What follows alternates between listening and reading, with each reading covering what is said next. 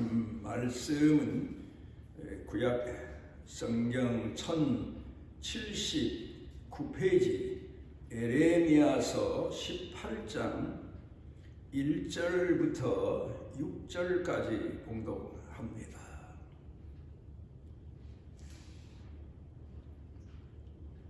여호와께로부터 에레미야에게 임한 말씀에 이르시되 너는 일어나 토기장이의 집으로 내려가라. 내가 거기에서 내 말을 네게 들려주리라 하시기로 내가 토기장이의 집으로 내려가서 본즉 그가 농로로 일을 하는데 진흙으로 만든 그릇이 토기장이의 손에서 터지매 그가 그것으로 자기 의견에 좋은 대로 다른 그릇을 만들더라. 그때에 여호와의 말씀이 내게 임하니라. 이르시되 여호와의 말씀이니라. 이스라엘 족속아, 이 토기장이가 하는 것 같이 내가 능히 너희에게 행하지 못하겠느냐. 이스라엘 족속아, 진흙이 토기장이의 손에 있음같이 너희가 내 손에 있느니라.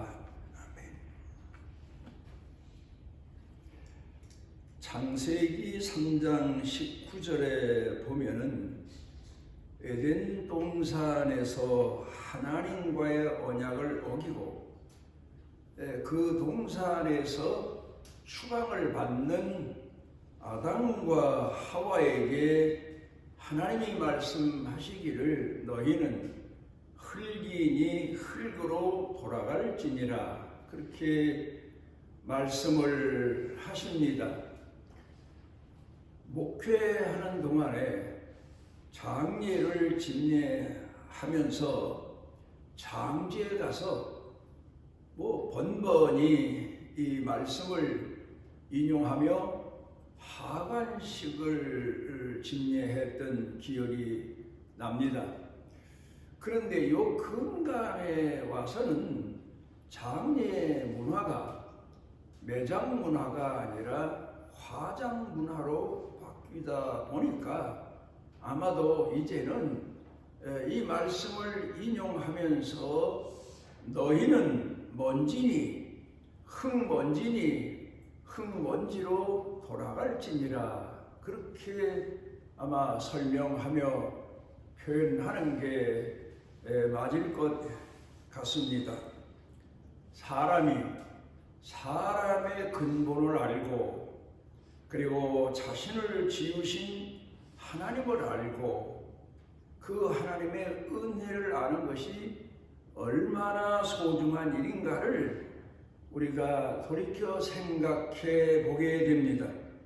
오늘 성경 본문 말씀 가운데 보면은 하나님께서 특별히 다른 나라 백성들보다도 더 은혜를 베푸시고 더 긍휼을 베푸시고 더 사랑을 베푸시고 더 이끌어 인도하시면서 민족을 이루어 놓으신 이스라엘 백성들이 그 하나님의 은혜를 망각합니다. 그리고 타락합니다. 그리고는 오히려 하나님을 배반하고 우상 숭배를 합니다. 하나님께서 그들의 시작이시고 그들의 성장 과정 모두를 지도하시고 이끄시고 하나님께서 그들에게 끝없는 사랑과 긍휼을 베푸셨음에도 불구하고 그 은혜를 잊어버리고 우상 앞에 가서 그 우상이 자기네 삶을 도와주고 은혜 베풀고 자기네게 필요한 것들을 다 제공해 주는 줄로 착각하고 두 손 모아 비는 어리석은 이스라엘 백성들을 깨우치시기 위해서 하나님은 선지자 에레미야로 하여금 토기장이 집으로 가라. 그리고 거기 가서 토기 그릇이 어떻게 만들어지나 봐라. 이제 그런 설명을 해 주십니다. 우리가 근래 와서야 너무도 많은 그런 가정의 물품들 속에 살고 있지만, 예전에는 그렇다면 서민들이야 대부분 토기로 만든, 흙으로 만든 그릇들을 대략 사용을 했습니다. 그러면 그 가운데 보게 되면 어떤 그릇은 그저 토기장이가 정성을 물론 안 들이고 만든 그릇은 없지만 대략 만든 그릇도 있는 것 같기도 하고, 또 어떤 그릇은 아주 지극정성을 다해서 만들어내서 사람들이 사용하기가 좀 꺼려지는 너무 귀한 그릇이라서 그렇게 만들어진 그릇들도 많았습니다. 그런데 그 그릇이 주인 앞에서 거만을 떱니다. 그리고는 주인이 사용하고자 할 때 제대로 쓰여지지도 않으려고 하고, 또 그리고 다른 그릇들 앞에서 우쭐대기도 하고 거만하기도 하고, 그런가 하면 주인을 알아보지도 아니하고 오히려 다른 자를 따라가고, 만약에 그런다고 하면 주인이 그 그릇을 그대로 둘 리가 없을 겁니다. 그런데 여기서 우리가 오늘 성경 본문 말씀으로 돌아가서 깊이 생각해 보게 되면, 토기장이가 이스라엘 백성들을 지으신 하나님께서 그들을 향하여 얼마나 많은 은혜를 베푸시고 섭리하시고 이끄시고 긍휼을 베푸시고 동행하시고 또 어려운 시험과 시련을 막아주시고 많은 위험 속에서 건져내 주시고, 그렇게 하면서 이스라엘 백성들을 민족 중에 민족으로 또 선민 중에 선민으로 하나님이 이끌어 인도해 주셨는데, 거만해서 하나님을 부인하고 하나님을 믿지 않고 은혜를 저버리고 마는 겁니다. 우리가 아이 하나가 세상에 태어나서 그 아이가 사람 되기까지 몇 년을 우리가 보통 계산을 해봅니까? 아마 사람이 세상에 모태 지음받고 태어나서 성장 과정을 거치고 교육 과정을 거치고 사회의 한 일원이 돼서 내놓으라 하고 나설 때까지 기한만 잡아도 30여 년 가까운 세월이 지나게 될 겁니다. 그동안에 그 부모가 얼마나 사랑을 쏟고 얼마나 마음 아파하고 얼마나 그 자식들을 위해 희생하고 헌신해 왔는가를 깨닫기까지는 나이 30여 세쯤 돼서 사회에 내놓으라 하고 나설 때쯤 그 부모의 은혜를 깨닫느냐 하면 평생을 다 살고 마지막 갈 때쯤에 가서나 아마도 자신을 향한 부모님의 은혜 된 사람이라면 말입니다. 하나님의 은혜, 주변 사람의 은혜를 깨닫고 감사하게 되지 않을까, 그렇게 생각해보는 때가 참 많습니다. 보통은 젊었을 때 자기 자신이 살아온 과정을 망각하고 내가 나 된 것은 나로 인하여 내가 된 것처럼 그렇게 착각하고 사는 그런 경우가 참 많습니다. 이스라엘 백성들이 하나님을 공경하는 신앙을 저버리고 교만하기 이를 데 없고 타락하고 부패하고, 그래서 하나님께서는 이스라엘 백성들에게 자상하게 설명하는 설교자가 되기 위해서 에레미야를 토기장이 집으로 옹기가마 있는 곳으로 보내셔서 만들어지는 과정을 자세히 보게 하십니다.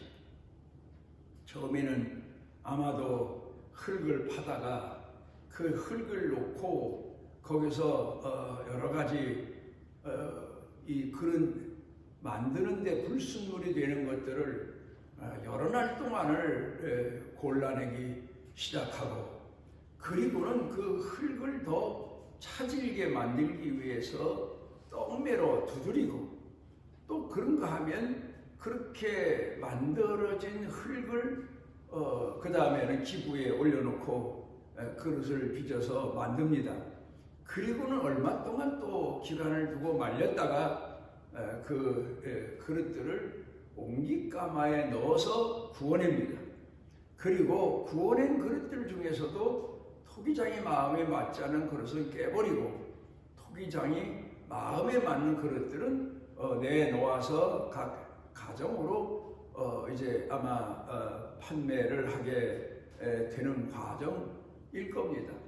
이런 걸 생각해 보게 되면 그 그릇이 아무리 제가 사람들이 놀라워할 만큼 걸작품으로 만들어졌다 하더라도 그 은혜 그리고 그 과정은 토기장의 손에 있는 거고 토기장이 정성에 있는 거고 사랑에 있는 거고 마음에 있는 거지 제가 제 몸을 그렇게 만들어서 세상 사람들로부터 환영받는 게 아닌데 착각하는 경우가 참 많습니다. 우리가 가끔 그림을 봅니다. 그러면 잘 그려진 그림을 보면서 감탄을 합니다. 우리나라 역사 이야기로 되돌아가서 보면 얼마나 그림을 잘 그렸으면 나무를 소나무로 그려놨더니 새들이 소나무인 줄 알고 그 그림에 날아와서 앉으려고 부딪혀서 땅에 떨어지는 그런 일도 있었다 할 만큼 실물과 정말 똑같을 정도로 그림을 그려낸 그림도 있습니다. 그런가 하면 우리가 동서양을 막론하고 그림을 보면 어떻게 이런 작품을 만들었을까 하고 깊이 생각을 해보는 경우도 있지만 대부분은 그림을 보고 잘 그렸다, 멋있다, 훌륭하다 그렇게 평가만 하지 그 그림을 그린 사람의 헌신, 인내 또 그 사람의 갈등, 고민 여러 가지를 깊이 생각해 보는 경우는 그렇게 많지가 않습니다. 그런 것처럼 우리가 오늘을 살아가면서 오늘 내가 된 것이 하나님의 은혜다, 부모님의 은혜다, 가족의 은혜다, 심지어 이웃의 은혜다 그렇게 생각하고 감사하고 감격하면서 살해할 줄 아는 사람이 되기까지는 상당히 오랜 세월을 살아야 비로소 마지막에 가서 늙고 노쇠해서 거의 사람이 생을 마감할 때쯤 가서야 어머니 은혜를 알고 아버지 은혜를 알고 가족의 은혜를 알고 눈물 흘리고 감동하는 그런 일들이 어쩌다가 있고 근간에 보게 되면 은혜를 헤아리지 못한 채로 인생을 마치는 사람들이 참으로 많습니다. 사람의 성장 과정으로 돌아가서 보게 되면 어머니 배에서 있는 단계가 있고 모태의 단계가 있고 세상에 태어나서 아무것도 할 수 없는 다만 본인이 하는 것은 젖만 빨 줄 아는 그거 하나 빼고는 아무것도 할 줄 모르는 그런 사람으로 성장 과정을 거치는 것이 바로 유아기입니다. 그러다가 조금 더 자라게 되면 성장기 동안에도 부모가 늘 따라다녀야 되고 늘 돌봐야 되고 넘어지면 일으켜줘야 되고 그리고 옷 갈아입혀야 되고 먹여야 되고 그러니까 사람 하나가 만들어지는 과정을 우리가 돌이켜 생각해 보면 참 은혜 중에도 은혜요, 긍휼 중에도 긍휼이요, 은총 중에도 은총의 과정을 통해서 사람이 하나 되는데도 그걸 깊이 생각하지 못하고 가르쳐야 되고 깨우쳐줘야 되는데 근간에 와서는 그런 은혜를 가르쳐주고 깨우쳐주는 것도 별로 없는 것 같습니다. 그 다음에 청년의 단계, 중년의 단계, 노년의 단계 중년쯤 가서는 뭔가 사람들로부터 성공자로 인정을 받거나 존경을 받게 되면 본인은 세상에 태어날 때부터 영웅처럼 태어났고 누구에게도 신세진 것, 은혜 입은 것 하나도 없이 오히려 큰 자로, 오히려 훌륭한 자로 살아온 것처럼 망각하는 그런 교만을 끌어오는 사람도 참 많습니다. 그러다가 늙고 노쇠해서는 자기 과거만 돌아봤지 지금까지 살아오는 동안에 하나님이 베풀어 주신 은혜를 헤아리고 하늘을 향하여 살해하고 감사하는 사람도 그렇게 많지가 않습니다. 철학자 로셀은 인간의 대부분은 자신의 존재됨을 모르고 살아가다가 죽음이 임박해서야 비로소 자기의 존재됨을 아는 것이 인간이다. 그것도 지혜로운 사람, 깨달은 사람에 한해서 결론을 내린 그런 이야기지, 마지막까지 자기 존재감에 대해서 깨닫지도 못하고 살다 가는 사람들, 마치 영웅이 세상에 와서 세상에서 영웅 노릇하다가 세상을 하직하고 가는 게 너무 안타까워서 몸부림치다 가는 사람들도 수도 없이 많습니다. 60년, 70년, 80년, 90, 100살까지 살면서도 은혜에 응답하고 보답하고자 하는 마음이라도 가지고 사는 사람이 그렇게 흔치 않다는 사실을 생각해 보면 인간이야말로 참으로 동물이나 다를 바 없지 않나, 오히려 동물보다도 못한 존재가 아닌가 생각해 보게도 됩니다. 미국의 작가 게이 켈러라고 하는 이는 세상은 참으로 복잡한 세상인데 그 가운데서 자기가 몰입할 수 있는 것 하나를 발견하고 거기에 몰입해서 사는 사람이 지혜로운 사람이다. 그렇게 이야기를 했습니다. 은혜에 응답할 줄 아는 사람, 이게 바로 우리가 오늘 성경 본문 말씀을 통해서 깊이 생각을 해봐야 될 겁니다. 마태복음 20장 1절로 7절 가운데 보면은 예수님께서 포도원과 그 주변을 맴도는 일꾼들에 대해서 비유를 들어 설명하신 내용이 나옵니다. 거기 보게 되면 포도원에서 일할 사람을 구하는데 아침에 나가서 일꾼들을 모읍니다. 그런데 포도원 주변에 사람은 많은데 포도원에 와서 일하겠다고 주인을 쫓아오는 사람은 별로 많지 않은 것 같습니다. 그래 또 일꾼이 부족해서 한낮 지나서 또 나아가 일꾼들을 불러 모으는데 또 일꾼들이 그렇게 많이 따라오지 않는 것 같습니다. 해질 무렵쯤 가까이 돼서 또 포도원 주인이 나가서 사람들을 모으는데 그때도 그 포도원 주변에 있는 사람들이 해질 무렵쯤 됐으면 다 따라서 포도원 주인이 이끄는 대로 포도원에 들어와서 일을 하고 그리고 포도원 주인이 약속한 싹스를 받아야 되는데 그때도 그렇게 많은 사람이 포도원 주인을 따라온 것 같지가 않습니다. 이 내용을 깊이 생각해 보게 되면 나이가 젊었을 때 자신을 지으신 여호와를 알고 은혜를 알고 하나님 앞에 살해하고 응답하러 하나님 성전에 나오는 사람들을 이야기하고 또 중년에 깨닫고 회개하고 자기 잘못을 깨닫고 은혜에 응답하고 살해하기 위해서 나오는 사람이 또 늙고 노쇠해서 비로소 하나님의 은혜를 깨닫고 그리고 하나님 앞에 나와 하나님의 성호를 찬양하고 하나님을 공경하다가 인생을 막아낸 사람이 있다는 사실도 우리가 돌이켜 생각해 보게 됩니다.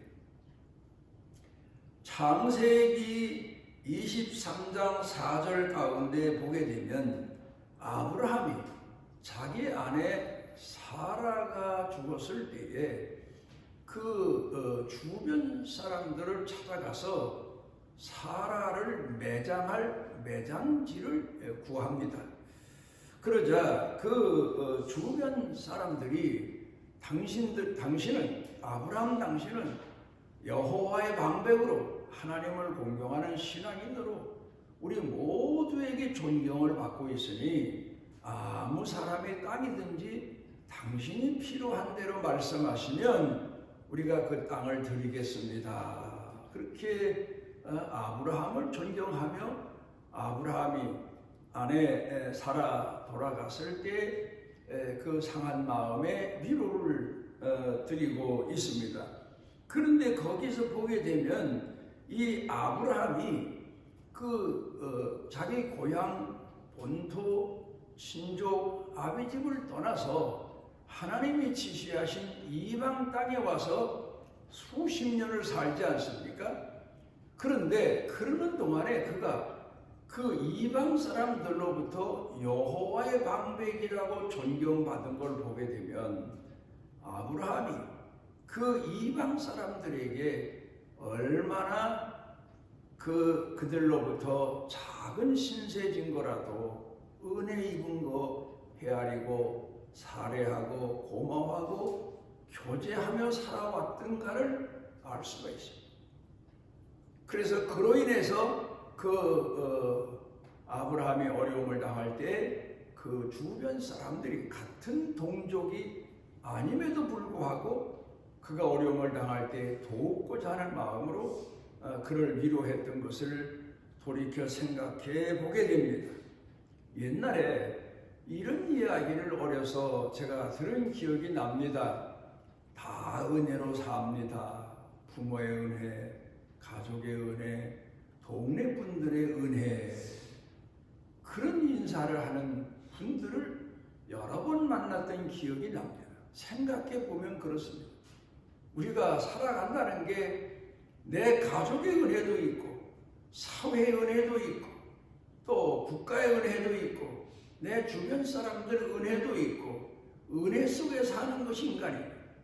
물론 하나님의 은혜 속에서 다 이루어지는 일들입니다마는 이걸 깨달아야 되는데 깨닫지 못하고 나 잘나서 내가 오히려 남에게 베푼 게 더 많은 것처럼 착각하고 사는 그런 오만불선한 사람들이 참 많습니다. 창세기 18장 24절로 33절 가운데 보면 하나님께서 소돔 고모라 성을 심판하시고자 아브라함에게 알리셨을 때에 아브라함이 소돔 고모라 성을 위해서 하나님 의인 50인이 있으면 용서해 주시겠습니까? 의인 45명이 있으면 용서해 주시겠습니까? 그렇게 하기를 의인 10명이 있으면 용서해 주시겠습니까? 하고 하나님께 기도를 합니다. 애타는 마음으로 그 성사람들을 불쌍히 여기고 긍휼히 여기는 마음으로 어떻게 아브라함이 이런 마음을 가졌겠습니까? 그는 아마도 자기가 사는 것이 하나님의 은혜요, 주변 사람들에게 입은 은혜가 크다고 늘 은혜 입은 자로, 사랑 입은 자로 그가 살아온 과정을 넉넉히 돌이켜 생각해 볼 수 있습니다. 그런가 하면 모세는 40세까지 바로 왕궁에서 성장 과정을 거칩니다. 그런데 그 모세가 이스라엘 백성들, 히브리 백성을 애굽에서 이끌고 하나님이 지시하신 대로 가나안 땅을 향해서 출발해서 나옵니다. 그럴 때에 단번에 아마도 그 애굽을 하나님이 징계하시고 이스라엘 백성을 히브리 사람들을 이끌고 나올 수도 있었지만 10가지 재앙을 학자들 말로 말하면 거의 1년 동안을 두고 애굽의 재앙을 내리면서 애굽을 권고했던 것은 아마도 하나님께서 모세의 마음을 헤아리시고 그리고 그 애굽에 끝없는 긍휼을 베풀어 오신 과정이 아닌가. 자기를 양육시켜준 애굽에 대한 고마운 마음, 그런 가운데서 자기 동족을 이끌고 나오고자 하는 아마 모세의 마음을 하나님께서 헤아리시고 10가지 재앙을 통해서 애굽을 권고하시지 않았나. 그런가 하면은 아무리 노예들이라고 하더라도 자기네를 따라와서 다시 잡아가려고 뒤따라왔던 애국 군대를 향하여 모세가 그 백성들을 충동해서 칼을 뽑게 하지 아니했던 것.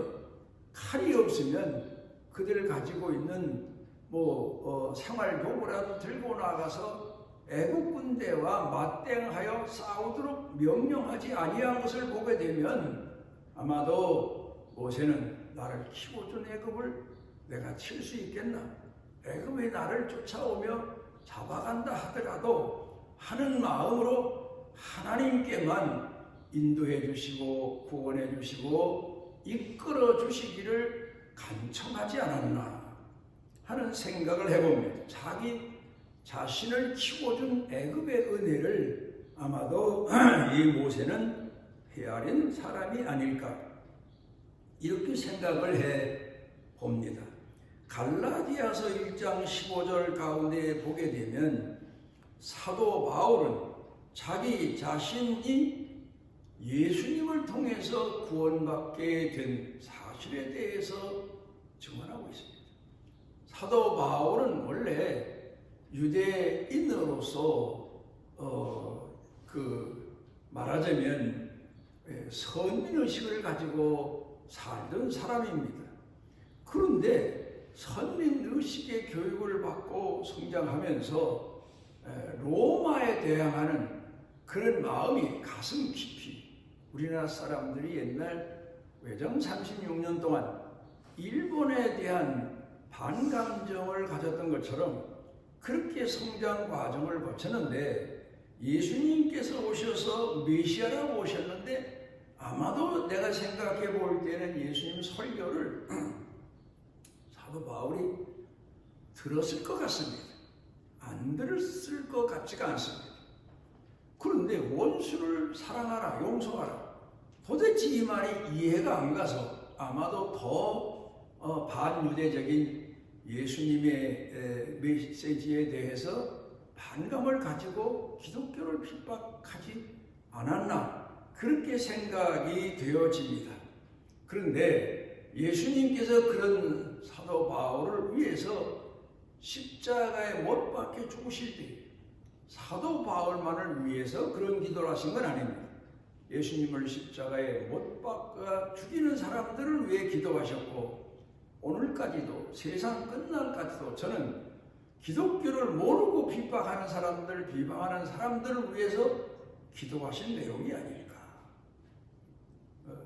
하나님이여 저들이 알지 못하고 범하는 죄를 용서해 주십시오 하는 기도가 상달되어서 아마 다메섹에서 예수님께서 그 기도 그대로 사울아 부르셔서 그러하여금 바울 되도록 하나님의 일꾼으로 복음의 일꾼으로 사용하시지 않았나.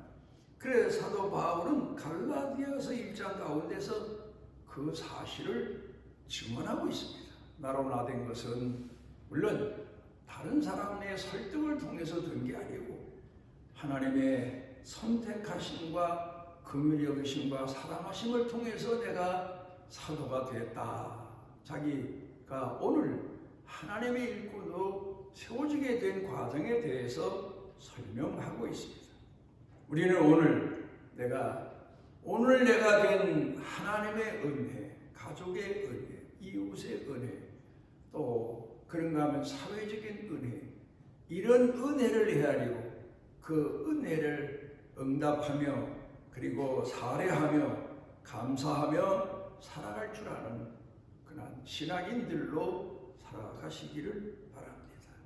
우리를 지극히 사랑하신 아버지 하나님, 오늘도 주께서 우리에게 은혜를 더해 주시고 하나님의 자녀 되게 하시고 하나님을 아바 아버지라 부를 수 있도록 은총 주신 은혜를 감사드립니다. 우리가 이 땅에 사는 날 동안 나로서 나된 것이 하나님의 은혜요, 부모의 은혜요, 가족의 은혜요, 또 그런가 하면 우리 주변 사람들의 은혜로 내가 된 것을 잊지 아니하고 감사하고 사례하는 축복의 사람들 되게 하여 주옵소서. 예수님 이름으로 기도드리옵나이다. 여호와께서 그 날개 아래 보호를 받으러 온 내게 온전한 상 주시기를 원하노라.